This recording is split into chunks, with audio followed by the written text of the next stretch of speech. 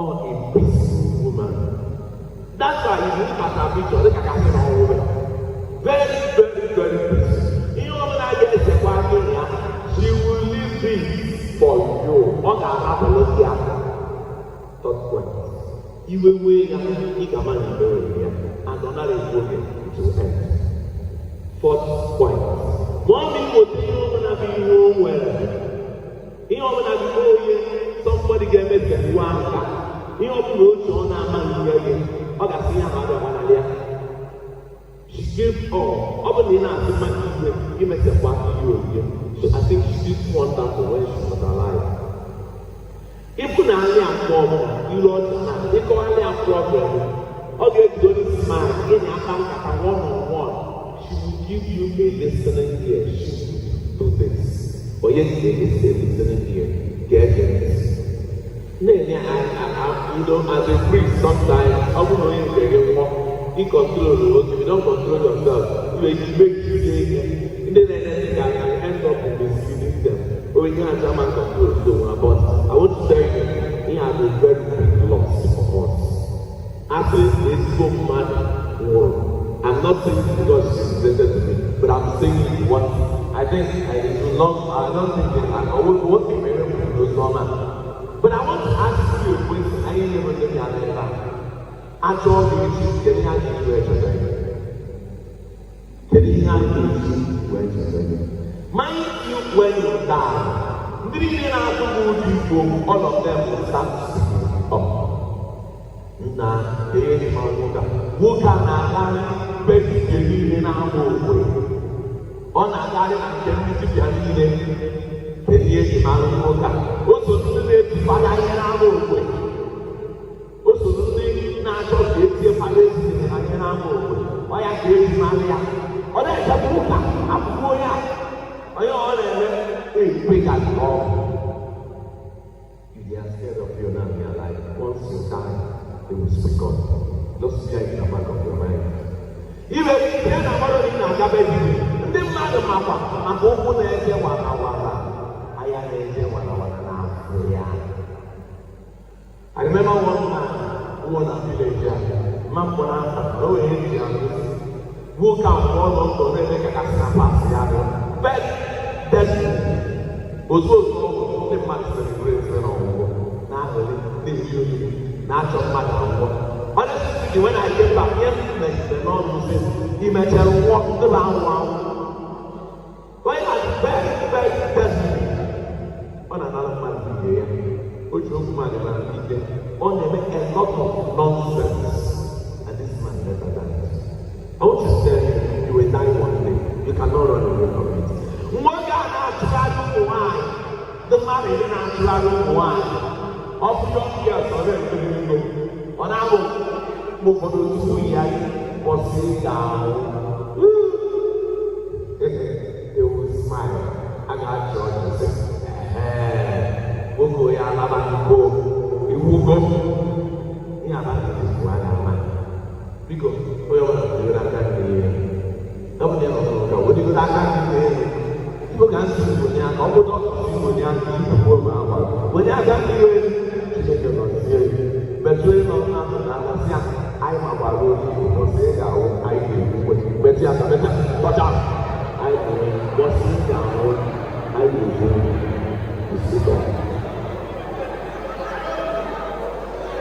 What be my name? That I say, this must not be all and get all. I want to tell you something. One day, people will speak. I get upon you. No, you are going to be to the no, you are going to something not on our people. On our people. On our people, they will go to man. No, you are a rapist. A rapist. No rapist was not here. I'm just preaching. No, you are this girl, not a shower on our so now, all these guys, but not you cook up. Holy Ghost. Well, when you have a what is happening here? Matthew 1 day. na-eme mbọ na-ezu oyi gụọ ya ndị ebe ahụ tupu ebe ndị mmadụ na-ekwu aka then some individuals ka ndị ama as ndị dị very very ịma a na-akpọ mmadụ the way jealous mmadụ dị jealous ọ bụrụ na mmadụ ordinarily na-enwetaja ebe mmadụ yi ahụ kwụsị ga-arụ ndị mmadụ ga-asị na onye aga rejoice at people's progress. Ịgwa na ndị na-abịara gị iwe ewe ya ịgwa na ọma na-enwere gị iwe ewe ya mgbe ị daa ozugbo ihe eji mara ya bụ na ọ na-aga ụka ndị ekpere dị iche iche nke ndị eze nwanyị nke ndị eze nwoke nke ndị pastọ Jeriko antivigil ngwa ngwa ewu ihe a ga-asịrị ashawo ụka ọwụgo o nwere ndị iji mara mfa ife eji mara mfa dịka ndị otu Kristi bụ na onye a eluigwe ọbụla ọ batara ọ ga-ekireti problem ọ dị shameless abụmọghị shameless were na take your right hand up. God bless you. But never see you can shame, Jaja. You can shame. Very man shameless. I want to tell you something. Oh, God, I'm where Naba, the Bible says, this is now. Contentment is a great thing. Finally, when after you, finally, what to if I teach you, but take out. And the one of what, the wouldn't want to do that now. If you don't want to spend your money now, you have to dance with him. Tomorrow, he can make a lot of spend your money right now. Oh, when the end, we get Maya, Yana, Maya, the wrong man. Oboye ga-arịchawo grace, oboye esekwesịa laụ, ụbọchị a bụ ihe gonos.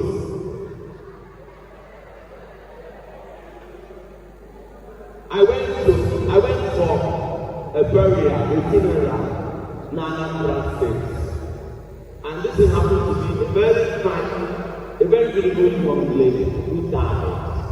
Although she was young, o ji machine wee na-apụta na doka moto wee pịa ya o were isi wee ọ na-apụta na from intrance ya moto wee pịa ya o were isi wee land ọ na doka ọbala sie na nchepụtacha si leta nta abịa eburu ya n'ezi so wee pịa dị funeral iyi ya ebutere iyi otu a wee hipucha aja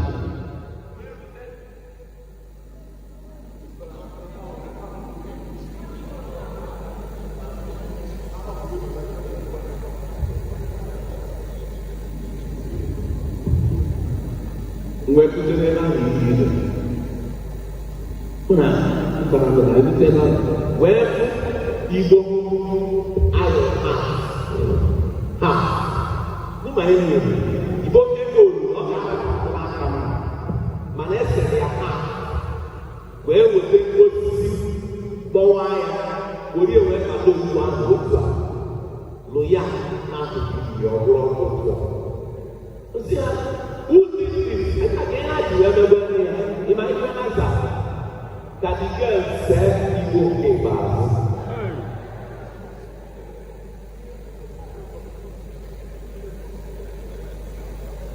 Can you give this man a one?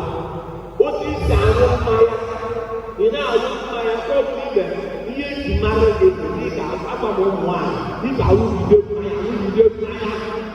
You know, I'm walking out of the picture. What's wrong? What did I do here? You know what I don't say what I'm talking about. But so much in Waka, see, I think of Banjo, in a link in my children.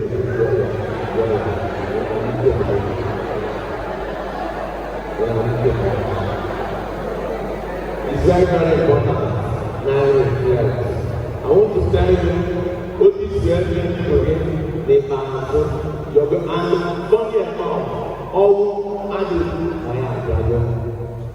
And when you are still alive, you have the opportunity to get your breakthrough there, to make some amendments, to bring some changes. Like, I want to tell you something, once you die, you cannot change your destiny again.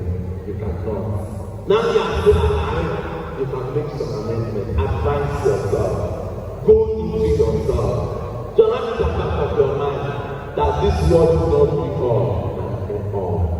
Like somebody when let's go only going to get my people who are seen you, people who are seen different young and they say to now they go where married, they will see where married. As we are mourning our mother saying, remember the good things she did, the reminiscence is eternal, and we cannot forget it so easily.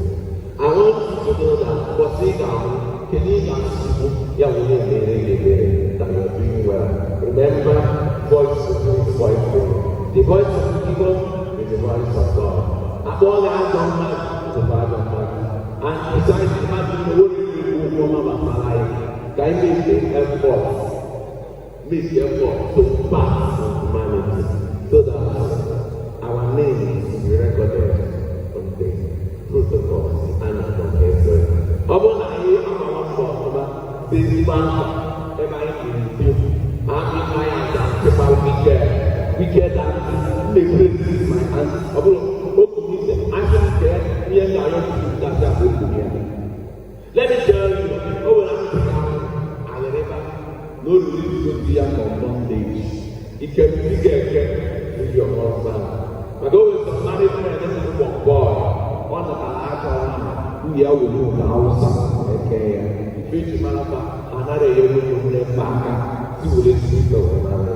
ọbụ ní ilẹ̀ ebe a ị na-ahụ ịkpa mmiri and how will you know ozi ga-esi ebe put up from yourself zuo mmadụ ya gaa n'azụ onye na-adị mmadụ n'ụzọ na-abụ otu people say that right now asị daa ịdị emebe ọfụma ka mgbakwa gị ị na-azakwa aja aka ị na-ebi ajọ ndụ ị na-alụbụ ịma nọ na klọb ị na-alụbụ ịma na banki ije ị na-alụbụ ịkwa ọgwụ ị na-alụbụ ịkọ ọgwụ ị na-alụbụ ịkesa mmadụ ị na-alụbụ ịkwa asụ. These things are not good. God wants us. The Bible says if man seeks seek ye the kingdom of God first and his righteousness, every other thing shall be added unto you. And the Bible says in Romans chapter 12, do not live according to the standard of this world. Do not transform your life to that. Live by renewal of mind. In doing this, I want to tell you, you need to be prepared. You don't know what will happen tomorrow. If God wants to take you, He will not take permission from you. He can pick you from anywhere. That's why the challenge you are facing in the world. Don't give reason. Don't give any excuse for doing what? For not seeking His correct navigation. Because I'm not going to tell you like in the theory of human, this is the moment. Can you see happens? Are you sure? Done. Okay. It's easier.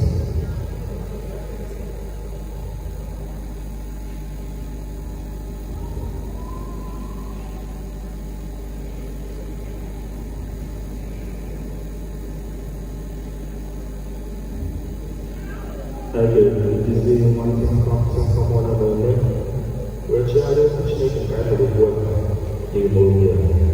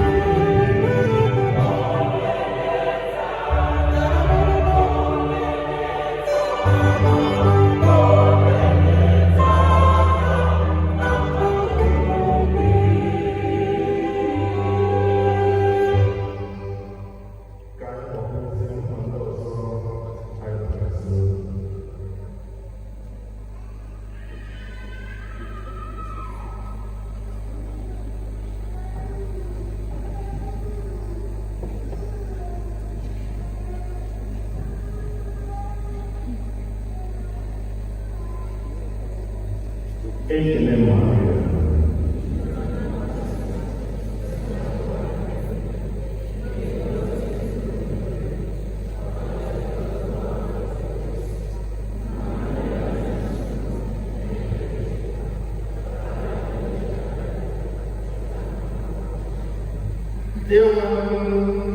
anyị ji umeala ka ị nara anyị maka ezumike na nsọpụta nke nwere oke ụlọ ozi na nke niile nwere ihe ngosi onye dị na-achị ebe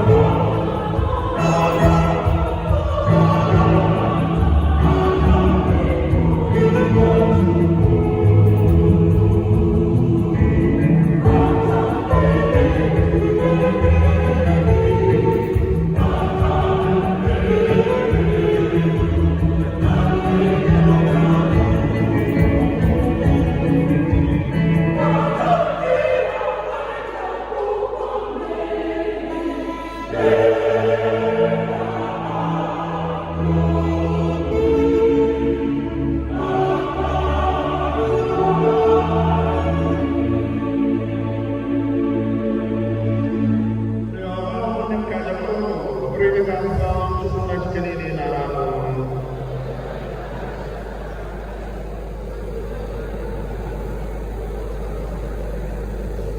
Amen. We pray you, Lord, to have mercy on the soul of your servant, Lord, the King, the Son, for whom we command you best sacrifice and praise. We pray humbly that through this sacrifice, made for the forgiveness of sin, you may grant heart eternal rest through Christ our Lord.